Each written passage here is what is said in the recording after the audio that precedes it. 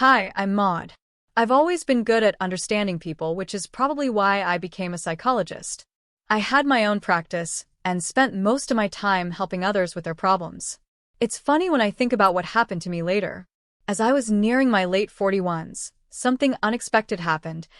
I realized I wanted to start a family. It's strange how those feelings sneak up on you. My best friend, Sydney, must have noticed how I was feeling.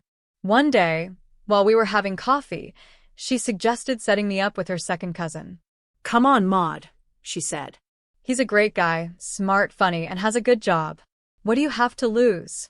I stirred my latte, feeling unsure. I don't know, Sydney. Blind dates aren't really my thing. She rolled her eyes. It's not a blind date if I show you his picture first. Plus, you can talk online before meeting in person. It's the perfect setup. That's how I ended up sending Mark a friend request on social media. To my surprise, we clicked right away. Mark was 41, just a year older than me, and he seemed truly interested in what I had to say. Our conversations were easy and natural, without any awkward moments. We chatted for weeks before finally deciding to meet in person. When the day came, I was so nervous. My palms were sweating as I waited for him at the coffee shop we had chosen. When Mark walked in, I felt my breath catch. He was tall, with kind eyes and a warm smile. He saw me right away and waved as he came over. "Maud?" he asked, holding out his hand. I smiled and nodded. "That's me." "It's nice to finally meet you in person, Mark." He sat down across from me, and just like that, my nerves disappeared. We talked for hours, completely losing track of time. The barista eventually reminded us that the shop was closing. As we stepped outside into the cool evening, Mark turned to me. "I had a great time, Maud. Would you like to do this again sometime?" he asked. And that's how it all began. I didn't even have to think about it. "I'd love to," I said. From that moment, I fell completely in love with Mark. We started spending more and more time together, going out for dinner, taking walks in the park, and even enjoying a few weekend trips. Things felt perfect. But as our relationship grew, I started noticing something odd. Mark's phone was always buzzing with messages. At first, I didn't think much of it. Everyone has a busy life, right? But with Mark, it felt constant. One night, after a nice dinner, we were lying in bed, and his phone lit up again for what felt like the 100th time that day. I couldn't help myself. "Busy night, huh?" asked, trying to sound casual. Mark glanced at his phone and gave a shy smile. "Oh, it's just my mom. She likes to check in." I raised an eyebrow. "Your mom? This late?" He shrugged, looking a little uncomfortable. "Yeah, "We're really close. She raised me on her own after my dad died when I was 6. I had bad asthma as a kid, and she saved my life more than once." As Mark shared stories about his childhood, it became clear that his mom wasn't just devoted, she was his whole world. "Sounds like you two have a special bond," I said carefully. Mark nodded enthusiastically. "We do. I owe her everything." As a psychologist, I couldn't help but feel a small warning in the back of my mind. Their relationship seemed unusually close, maybe even too dependent. But I pushed those thoughts aside. I wasn't his therapist, I was his girlfriend. It wasn't my place to overthink it. Weeks turned into months, and soon we had been dating for almost a year. Mark was sweet and attentive, and our relationship felt strong. But I couldn't fully shake that uneasy feeling about his connection with his mom. One day, while we were having lunch at my place, Mark suddenly looked nervous. He started playing with his napkin. "Maud," he said, hesitating, "I'd like you to meet my mom." "I think you'll really like her," Mark said. "She's excited to meet you too."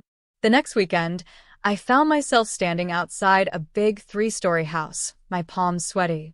Mark squeezed my hand to calm me as he rang the doorbell. When the door opened, a petite woman with gray hair and kind eyes greeted us with a warm smile. "You must be Maud," she said, pulling me into an unexpected hug. "I'm Mary. Come on in." As we sat in the living room, I noticed that Mary's eyes were almost always on Mark. She fussed over him constantly, asking if he wanted a drink or a snack, while barely acknowledging me.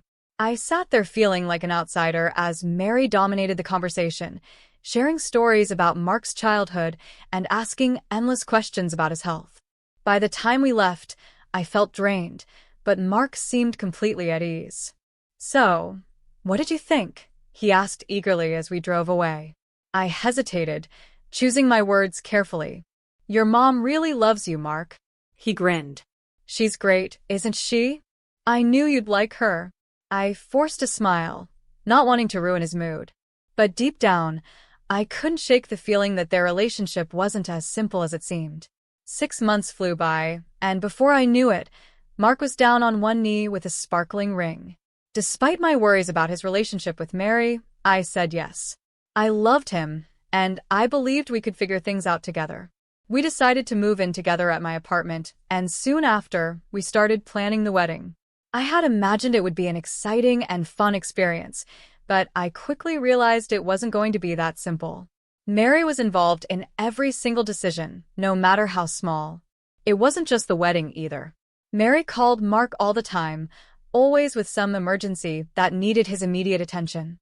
One evening, as we were talking about flower arrangements, Mark's phone rang. He answered right away, his face full of concern. "What's wrong, Mom?" he asked. After a pause, he said, "The sink's leaking? I'll be right there." He hung up and looked at me apologetically. "I have to go help her. You know how she is with plumbers." This became a regular thing.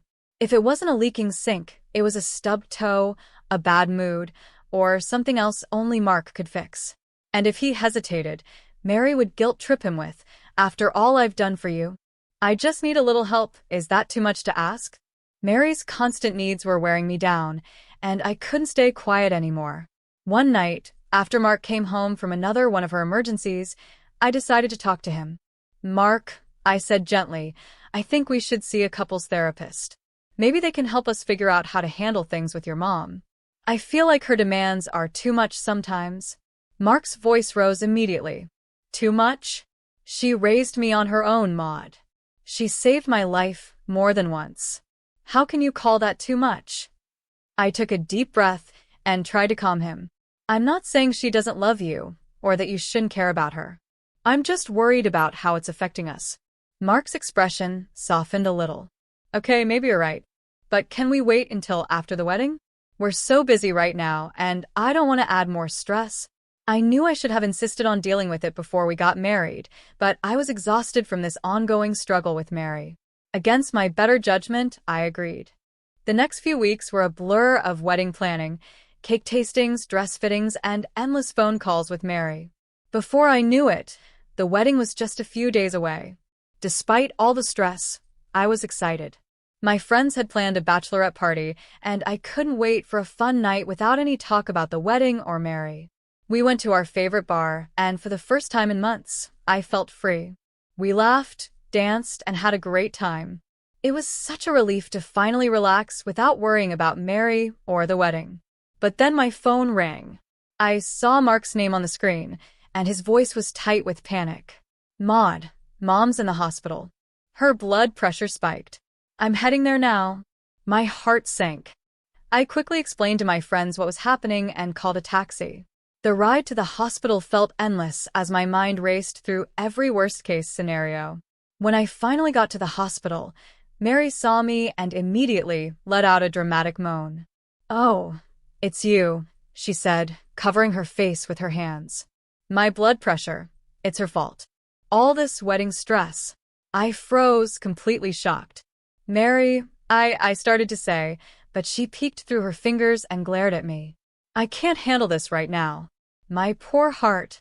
Mark looked at me with an apologetic but serious expression. "Maud, could you wait outside for a bit?" he asked gently.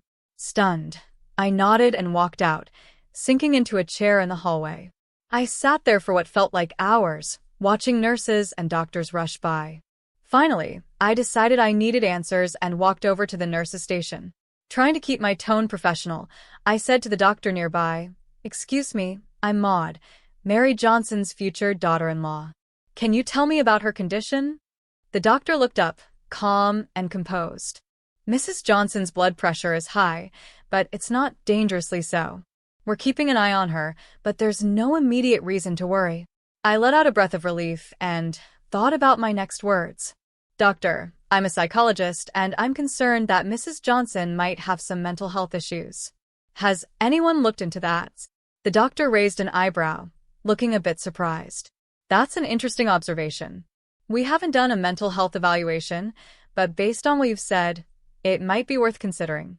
I'll make a note to refer her for an assessment. I nodded, grateful for his understanding. Thank you, doctor. I appreciate your help. I went back to my seat in the hallway and waited, hoping Mark would come out soon. But as more time passed, it became clear he wasn't coming out anytime soon. Feeling defeated, I sent him a text, heading home. Call me when you can. I called a taxi and returned to our apartment. My phone buzzed with messages from my friends asking what had happened. I quickly replied, apologizing and telling them to enjoy the rest of the night without me. It was well past midnight when I heard the key turn in the door. Mark walked in, looking completely exhausted. Hey, he said softly. You're still up. I sat up, trying to hide my frustration. How's your mom? I asked. Mark sighed and sank into the armchair across from me. She's okay. They're keeping her overnight for observation. I stayed with her until she finally fell asleep. She was so upset, Maud. She kept begging me not to leave her alone. I couldn't hold back anymore. Mark, do you really think that's all there is to this? Don't you see what's happening? I asked. He looked at me, his eyes heavy with exhaustion. Maud, please not tonight. Can we just go to bed? I'm really tired. I wanted to argue, to make him understand, but seeing how worn out he was, I knew it wasn't the right time. I nodded, swallowing my frustration. The big day finally arrived. Just before the ceremony, Mark pulled me aside, taking a deep breath. Look, I know things have been tough with Mom lately, but I've made some arrangements to keep her happy today. I just need you to go along with it, please. My heart sank. What kind of arrangements? Mark quickly explained. Mary had a special menu prepared because she claimed to have allergies, which I knew weren't real. She would sit next to him at the head table, not with the other parents. The DJ had a list of her favorite songs to play. Then Mark hesitated before adding, she also wants to make a speech. I closed my eyes, counting to 10 in my head before finally saying, okay. For you. For us. Mark kissed me, clearly relieved. I forced a smile and returned to my bridesmaids, pushing my feelings aside. The ceremony itself was beautiful. As I walked down the aisle and saw Mark's face light up, a wave of love washed over me, pushing aside all my doubts. For that moment, it felt like it was just the two of us. The reception, though, was exactly what Mark had warned me about. Mary was front and center at our table, constantly telling stories about Mark's childhood. She barely acknowledged I was there, except to occasionally pat my hand in a patronizing way. When it was time for the speeches, I braced myself.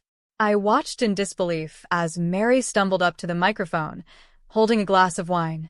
My dear friends and family, she began, her voice shaky. We're here to celebrate my only son's wedding day. She went on, talking about Mark's childhood, his achievements, and all the sacrifices she had made for him. I was mentioned only once, and even then it was a quick afterthought. Finally, as she finished her speech, Mary raised her glass. To my son and his wife, may they be as happy as Mark and I have always been. I drained my champagne in one gulp. The rest of the night passed in a blur.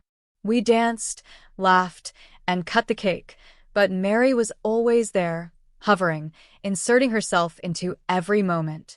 The wedding was over, but nothing changed. In the weeks and months that followed, Mary called every day, sometimes more than once.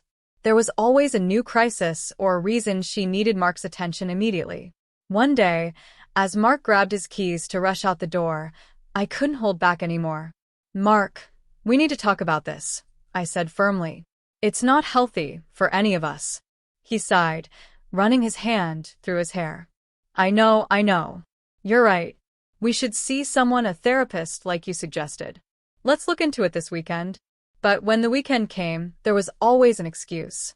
Mary needed help with her groceries, the lawn had to be mowed, or her cat needed to go to the vet. Week after week, it was the same thing. Empty promises and endless delays. Months into our marriage, I was at my breaking point. Mary's constant interruptions, Mark's inability to set boundaries, and the strain on our relationship were wearing me down. When my vacation time came up, I saw it as a chance to escape. One evening, I brought it up carefully. Mark, why don't we go on a honeymoon? Just the two of us, away from everything. What do you think? To my surprise, Mark's face lit up. That sounds amazing, Maud. Where do you want to go? We spent the next hour excitedly planning a tropical getaway. For the first time in months, I felt hopeful. This could be our chance to reconnect, to remember why we fell in love. I'll handle everything, Mark promised. The flights, the hotel, everything. And when we get back, we'll deal with the situation with Mom. Maybe even look into therapy. The day of our trip finally arrived, and I was full of excitement as we drove to the airport. Mark seemed a little distracted, but I figured it was just pre-flight nerves. When we got to the check-in counter, Mark handed me my boarding pass. I glanced at the boarding pass and froze. Economies? I asked, confused. I thought we were flying together. Mark shifted uncomfortably. Yeah, about that. I used some credit card points, but it was only enough for one first-class ticket. Since I'm taller, it made sense for me to take it. Plus, it saves us money.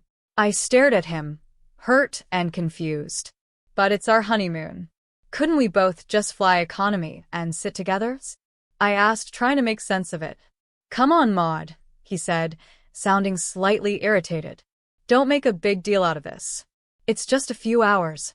Swallowing my disappointment, I tried again. Okay, well, can I at least come to the first-class lounge with you?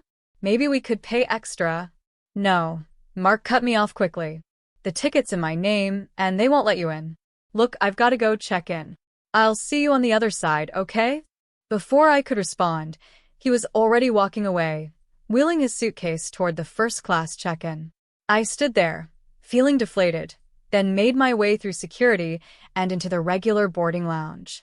As I sat there, trying to hold on to some excitement for the trip, I caught a glimpse of something outside the first-class lounge, a familiar figure with gray hair and a floral dress. My heart raced. It looked just like something Mary would wear. I shook my head. Am I imagining things? I wondered. But then I thought about Mark's strange behavior, his insistence on flying first class alone, his refusal to let me into the lounge. It all started to make a terrible kind of sense. Without thinking twice, I stood up and walked to the first-class lounge desk. Excuse me, I said, pulling out my credit card. I'd like to buy access to the lounge, please. The attendant gave me a skeptical look but processed my payment. As she handed me the access card, I took a deep breath, bracing myself for what I might find. I pushed open the door to the lounge and scanned a room filled with plush seats and buffet tables. And there, in a quiet corner by the window, sat Mark and Mary. They were sitting close together, talking over cups of coffee. They looked comfortable, like they were about to head off on their own little adventure. My heart sank, but I forced myself to walk toward them, my heels clicking loudly on the polished floor. They both looked up as I approached. I walked up to them, and I saw the color drain from Mark's face. Maud, he exclaimed, quickly standing up. What are you doing here? I could ask you the same thing, I said, my voice cold. Care to explain why you're here with your mother instead of your wife? Mark glanced nervously around the lounge. Maud, please, he said in a low voice. Let's not do this here. I can explain everything after we land, I promise. Before I could respond, Mary chimed in, her voice overly sweet. Oh, Maud, dear. What a surprise. Mark and I are just about to enjoy a lovely first-class trip together. Isn't that nice? But what are you doing in this lounge? Mark stepped between us, his face full of guilt and panic. Maud, I'm sorry. The truth is, there were enough points for 3 first-class tickets. I thought Mom deserved a nice trip. And what about me, Mark? I asked, my voice rising. I'm your wife. We're supposed to be starting our life together, but instead, you're flying off with your mother while I'm stuck in economy, like an afterthought. The lounge went completely silent. Everyone was staring at us, but I didn't care anymore. Do you have any idea what it's been like these past few months? I continued, years of frustration spilling out. The constant calls, the emergencies, the way you always put her first. And now this. How could you do this to me? Mark reached out to touch my arm, but I stepped back. Maud, please, he begged. You need to calm down. We can talk once we're on vacation. We'll have time to figure things out, to get closer. We can fix this, I promise. I stared at him, suddenly feeling very calm, but incredibly tired. Fix this? I said quietly. Mark, there's nothing left to fix. I'm going home, and I'm filing for divorce. Mark's jaw dropped. Divorce? Maud, you can't be serious. Before he could say more, Mary interjected, linking her arm through his. Well, if that's how you feel, dear, I think it's for the best. Come along, Mark. We don't want to miss our flight. I stood there, stunned, as Mary led Mark away. He glanced back at me once, his face full of regret and maybe relief, before they disappeared through the boarding gate. For a moment, I just stood there, feeling the weight of all the curious stares. Then, without a word, I turned and walked out of the lounge, finally letting go. I walked through the airport, feeling strangely calm. My mind was blank, and I wasn't crying or screaming. Instead, all I felt was an overwhelming sense of freedom. When I got home, I spent the next few hours packing up Mark's things, his clothes, books, and the silly knickknacks his mother had given him. I did it all with a clear and steady mind. Once I was done, I called a courier to take everything to a nearby storage unit. The next day, I contacted a divorce lawyer. As I signed the paperwork, I felt a huge weight lift off my shoulders. I didn't feel sad. I felt like I had made the right choice. I decided to use my vacation for myself. I redecorated the apartment, removing all traces of Mark. I reconnected with old friends, joined a yoga class, and finally read the books I'd been putting off for years. A month later, my phone buzzed with a message from Mark. I stared at it for a while before opening it. Maud, please, can we talk? I typed a short response. Storage Unit 250. Access code 9982. Your things are there. Divorce papers have been sent to your mom's house. Please sign and return them. Then I blocked his number. Returning to work was refreshing. I threw myself into my practice with a new energy. The pain I had gone through gave me a deeper understanding of codependent relationships, and I realized I was stronger because of it. I used my experience to write a series of research papers, making sure to keep the details anonymous. To my surprise, those papers caught the attention of the psychology department at the local college. They invited me to give a guest lecture, which soon turned into a part-time teaching position. It was at the college where I met Jeremy, another professor in the psychology department. He was tall, with kind eyes that crinkled when he smiled. We connected over our shared research interests and a mutual love for terrible puns. As the weeks passed, Jeremy and I grew closer. He was everything Mark wasn't. Independent, respectful of boundaries, and confident. He had a teenage daughter from a previous marriage, and watching him balance being a father, his career, and our growing relationship was eye-opening. One evening, while we were grading papers together, my phone buzzed. It was a message from Sydney, the friend who had introduced me to Mark. Hey, Maud. Just thought you should know. Mark is still living with Mary. If anything, they seem even closer now. I stared at the message for a moment, then smiled and put my phone down. It no longer mattered. My life was my own again, and I was happier than I'd been in years. I'm so sorry for my part in all this. Hope you're doing okay, the message read.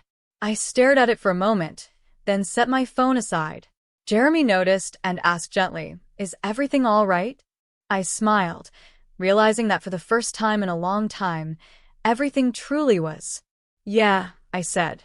"Everything's fine." And it was. Mark and Mary's relationship was no longer my problem. I had my own life to live and my own path to follow.